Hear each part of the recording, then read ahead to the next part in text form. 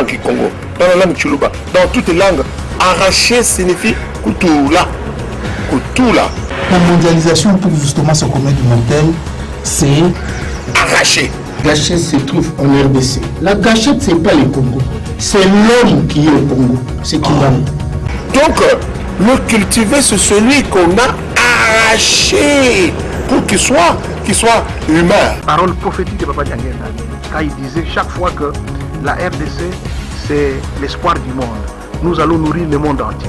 Mais c'est ce que les puissances ont pensé en 1885, lorsqu'ils ont estimé qu'il faut créer un État puissant ici. Bonsoir chers téléspectateurs du canal Futur Télévision, surtout bienvenue à cette émission Relecture, une émission citoyenne qui revisite le page noble de notre histoire face aux urgences de l'actualité. C'est avec plaisir que je vous présente ces numéros pour clôturer le mois de mars avec aussi un sujet important à rapport avec la femme. Sur mon plateau, Madame Émilie Zola, professeure d'histoire à l'université de Lubumbashi. Avec elle, nous allons parler de la femme congolaise dans la gestion de la chose publique, ou du moins la difficulté de la femme congolaise dans la gestion de la chose publique. Bonsoir madame. Bonsoir monsieur les journalistes. Bienvenue à notre émission, surtout ici à Canal Futur Télévision. Merci beaucoup. La femme congolaise dans la gestion de la chose publique, des origines à nos jours, c'est vrai, nous ne serons pas à mesure de relater toutes les difficultés de la femme des origines jusqu'à présent, mais du moins nous allons parler l'essentiel de l'essentiel et sans négliger l'essentiel. Parlant de la parité et de l'égalité de la femme avec l'homme, en tant que chrétienne, comment trouvez-vous cette nouvelle évolution de la société par rapport à la Bible? Merci beaucoup, messieurs les journalistes. Personnellement, je considère que la parité existe il y a belle lurette. Quand Dieu a créé l'homme, il avait jugé bon que la femme soit également créée pour qu'elle vive à côté de l'homme. Donc pour moi, c'était déjà la parité.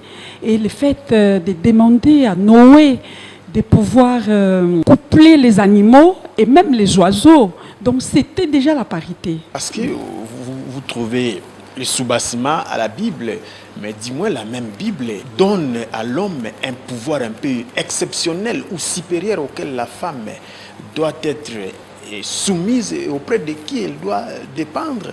Est-ce que cet argument tient, comme aussi certains pasteurs aussi qui disent que la parité n'est pas biblique? Vous, à part une justification par rapport à ça? Merci beaucoup, c'est très très complexe, mais personnellement je trouve qu'il n'y a pas de conflit dans ce que la Bible déclare. C'est un document de référence, il n'y a pas de contradiction à ce sujet.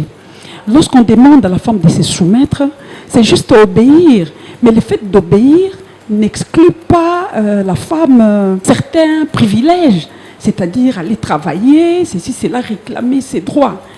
Se soumettre, c'est juste obéir. Et c'est la Bible aussi qui demande à l'homme de se soumettre à Christ. Donc, moi, je trouve qu'il y a une complémentarité dans ce que dit la Bible. Ce n'est pas un combat, mais c'est la complémentarité. Et l'homme et la femme doivent s'entendre pour aller de l'avant. Vous ne trouvez pas qu'il y ait aussi impératif que l'évangile accompagne aussi les combats de la femme pour changer certaines donnes, et surtout c'est déjà ancré dans l'esprit des chrétiens, surtout qu'on n'est pas toujours égal. Est-ce qu'il faut-il changer ou donner une haute orientation à l'évangile pour vous accompagner? En tout cas, c'est très très complexe, mais pour moi, en tout cas, la Bible est très claire là-dessus. Vous savez, c'est toujours la Bible qui nous édifie par rapport au combat mené par les femmes de l'époque. Il y a Judith, il y a Esther. Et aujourd'hui, c'est le même combat. Même si nous n'avons pas, on ne nous donne pas des armes pour aller combattre à gauche, à droite. Mais le combat, c'est par rapport à notre vie quotidienne, etc. Donc, il n'y a pas de contradiction. D'ailleurs, la Bible nous a aidés et elle nous aide à pouvoir combattre et aller de l'avant. Donc, c'est pourquoi j'ai toujours dit qu'entre l'homme et la femme, il n'y a pas une lutte. C'est la complémentarité. On doit se compléter pour aller de l'avant, pour construire un monde meilleur, d'après moi. on ne peut pas parler de la femme aujourd'hui sans pour autant parler de cette femme-là d'hier, cette femme primitive, cette femme de la forêt ou de la campagne, cette femme du village, et toute cette catégorie de femmes. Par rapport à cette catégorie de femmes-là, et vous aujourd'hui, universitaires, capables de tenir un micro, capables de parler en français, capables de tenir des conférences dans des milieux internationaux, quel est le rapport que vous faites entre vous, les femmes d'aujourd'hui, et cette femme-là d'hier? Merci beaucoup. En tout cas, je dirais que il y a une continuité dans ce que la femme d'hier avait fait et ce que fait la femme actuelle. Pourquoi? Parce que si nous voyons cette femme, nous prenons l'exemple de cette femme qui a quitté les villages pour se retrouver dans les grands centres urbains. Dans les villages, elle était productrice des biens et services. Cette femme a vendu les légumes. Elle a exercé des activités commerciales pour la survie de son foyer. Et c'est la même femme qui arrive dans les grands centres urbains et qui essaie un peu de pratiquer l'agriculture également. C'est vrai que l'accès à l'école ne lui était pas facile, mais c'est cette femme qui continue les mêmes combats jusqu'aujourd'hui. La femme précoloniale a exercé, a pratiqué les activités agricoles.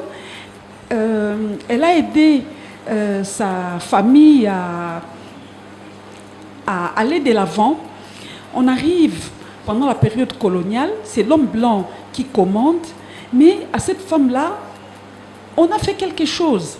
Pourquoi? Il y a eu l'alphabétisation quand les Belges étaient arrivés et les femmes ont appris à faire la cuisine moderne, etc. Et d'ailleurs, ce que cette femme-là a appris au cours de la période coloniale, ça l'a aidé à vivre aujourd'hui. On lui a appris comment préparer les beignets. Et elle vend aujourd'hui des beignets sur la grande place et ça lui permet de pourvoir aux besoins de sa famille. Et la femme actuelle, bon, c'est pas tout le monde qui a accès à l'école, mais au moins, nous pouvons dire qu'il y a une continuité dans ce que cette femme-là d'hier a fait et ce que nous faisons aujourd'hui. C'est vrai, les mêmes moyens que nous utilisons aujourd'hui ne sont pas les mêmes que cette femme-là d'hier a utilisés. C'est vrai, le monde évolue. Mais vous allez constater que dans certaines universités, dans certaines filières, il y a plus de femmes que d'hommes. C'est normal, mais au moins, je dis que le combat est perpétuel. Est perpétuel, mais visiblement, le fil, je dirais, conducteur du combat de la femme à un certain moment est coupé parce qu'aujourd'hui, on ne présente pas ou on ne vante pas surtout l'héroïsme de certaines femmes qui ont fait parler d'elles à l'époque. Finalement, votre référence semble être perdue et ça paraît comme si c'était une réclamation nouvelle, c'était un combat nouveau. Vous savez, nous, intellectuels, nous avons beaucoup de choses à faire. Vous savez, ces femmes qui sont éparpillées à travers le monde, certaines femmes ont vu loin